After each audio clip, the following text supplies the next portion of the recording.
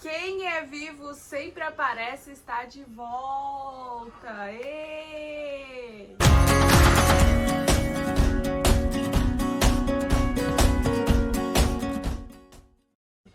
Mamãe não vai gritar mais não, tá? Gente, hoje eu tô aqui pra trazer pra vocês o meu relato pré-parto. Aqui no canal nós vamos ter o relato pré-parto, o relato de parto e o relato pós-parto. E aí agora que a Mariana já tá com quase um mês, eu acho que é o momento ideal pra vir aqui relatar tudo pra vocês, que é quando tudo já passou. E aí a gente já tá com mais clareza, assim, né? Já consegue raciocinar tudo com mais clareza, né? A gente começa a lembrar de alguns momentos. Então eu acho importante vir aqui pra relatar pra vocês. Eu sei que tem muita gravidinha que me acompanha, que tá aí passando pela essa reta final.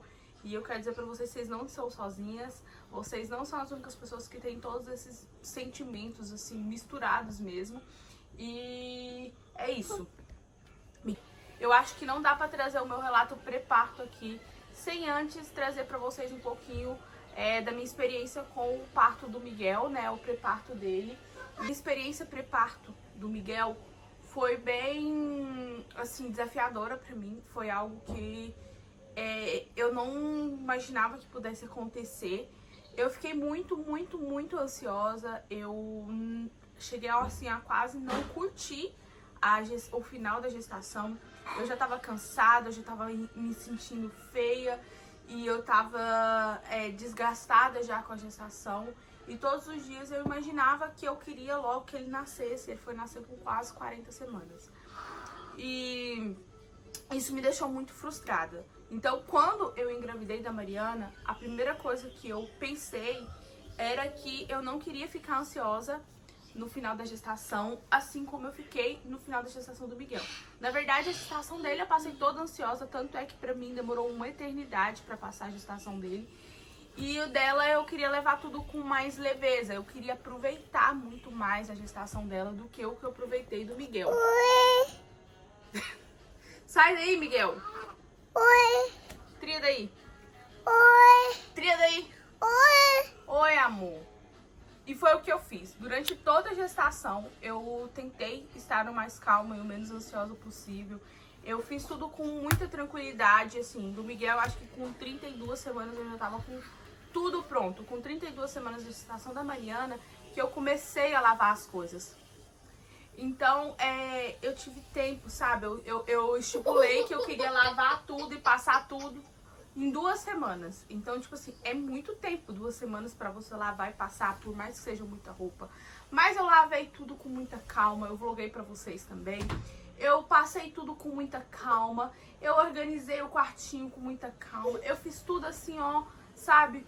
Com o máximo de calma possível pra mim curtir e pra mim não ficar ansiosa, porque se eu fizesse muito rápido, ia acabar tudo que eu tinha pra fazer muito rápido também, e aí eu ia sentir falta de ter o que fazer. Então, eu fui fazendo tudo com muita calma.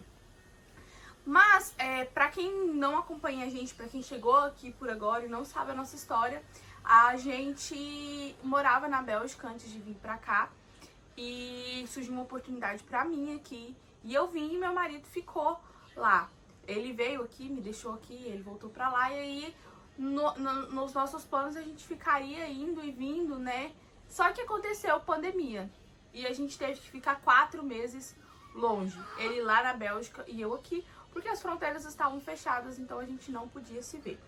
Então, foram 4 meses, assim, agoniantes, assim, foi muito difícil passar esses 4 meses longe. E assim que nós tivemos a notícia de que as fronteiras iriam se abrir, nós corremos e compramos a passagem. As fronteiras se abririam no dia 1º de julho e no dia 1º de julho ele veio. Porém, como ele tem o trabalho dele lá, ele não podia ficar aqui muito tempo. O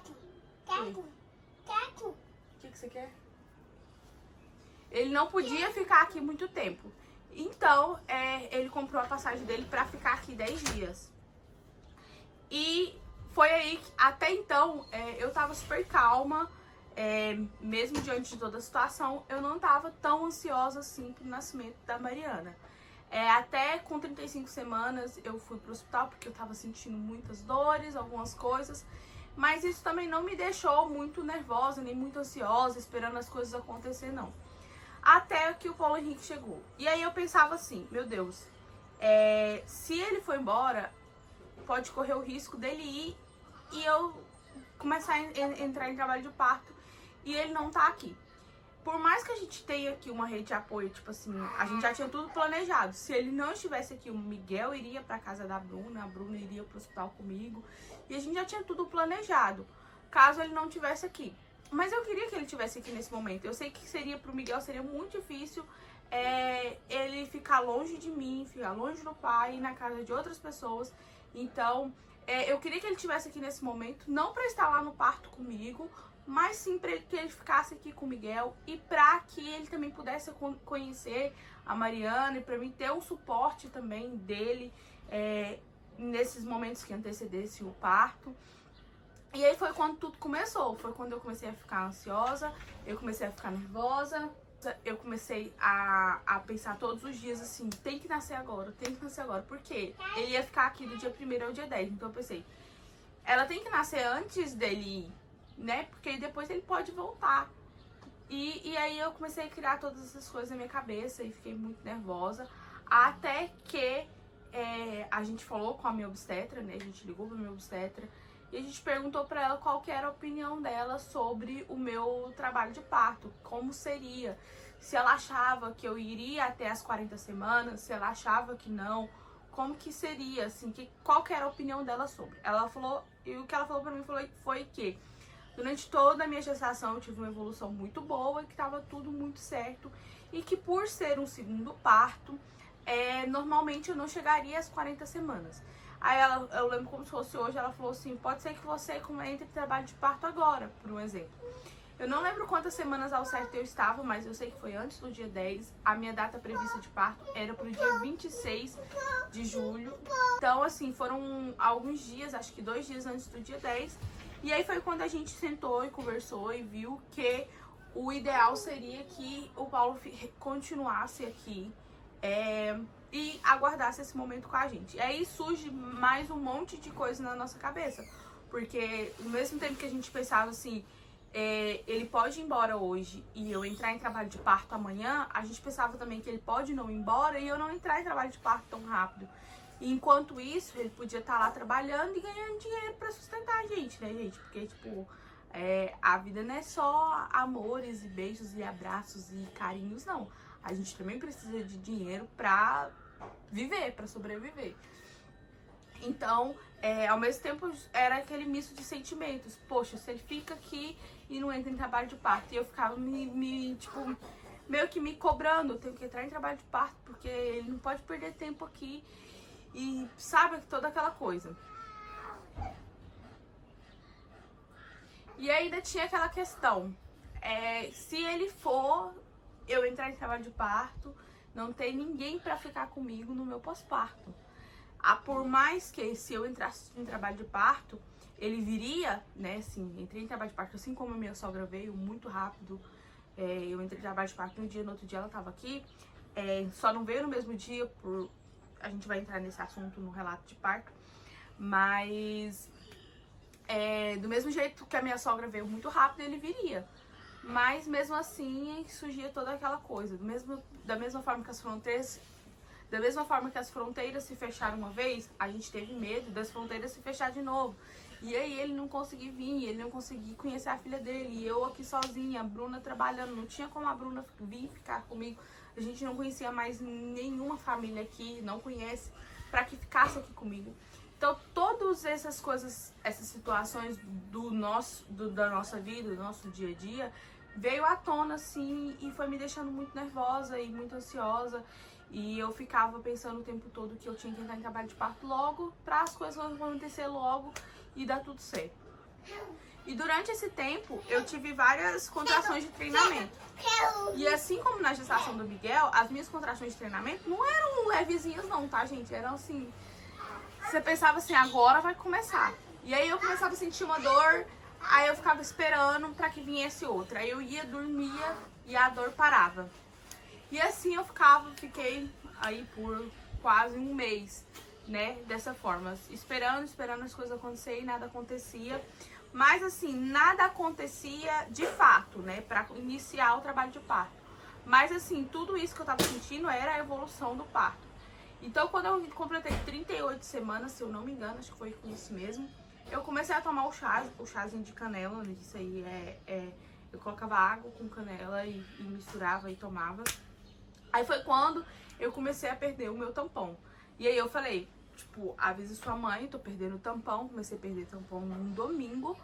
E eu fiquei assim, eu perdi o tampão no domingo. Aí depois na segunda saiu um pouquinho de coisa, na terça não saiu nada. Aí na quarta já saiu mais um pouco. E assim eu fiquei com essa perda desse tampão. E aí aquela expectativa, né, gente? Eu sempre tive muita vontade que minha bolsa estourasse. Porque do Miguel eu não tive a experiência. Eu queria ter experiência com a Mariana. Oh, meu amor. Cadê o giz? Vai buscar o giz? E aí eu queria ter essa experiência.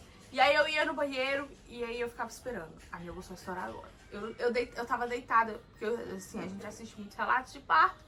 E aí muita gente fala, eu tava deitada a hora que eu levantei, pô. Eu tava sentada a hora que eu levantei, pô. Então eu ficava na expectativa, tipo, tava deitada a hora que eu levantava, eu esperava que a bolsa estourasse, nada. E esperava que as contrações ficassem ritmadas e nada. E assim foi dias. E aí, gente, teve gente que falou, eu sonhei que você tinha ganhado neném no dia 8. Aí no dia 8 de julho eu fiquei na expectativa. Dia 8 de julho a Mariana vai nascer. Nada. E aí todos os dias eu pensava assim, um dia a menos. Pode ser hoje então, porque eu tenho mais dias, pode ser hoje então, porque já se passaram mais dias. Então as chances de ser hoje é maior.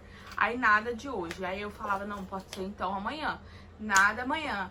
E assim eu fiquei um bom tempo. E sempre preocupada com a questão do Paulo Henrique estar aqui. E ele tem que trabalhar e todas essas coisas. Porque, gente, eu sou muito pé no chão em relação a essas coisas. E eu acho que é extremamente importante, sim, que ele estivesse lá trabalhando.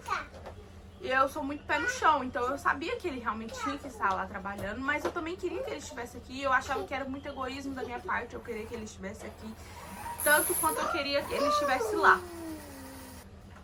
Daí, no dia 16, eu comecei a sentir mais contrações durante o dia. Eu sentia muitas contrações ritmadas.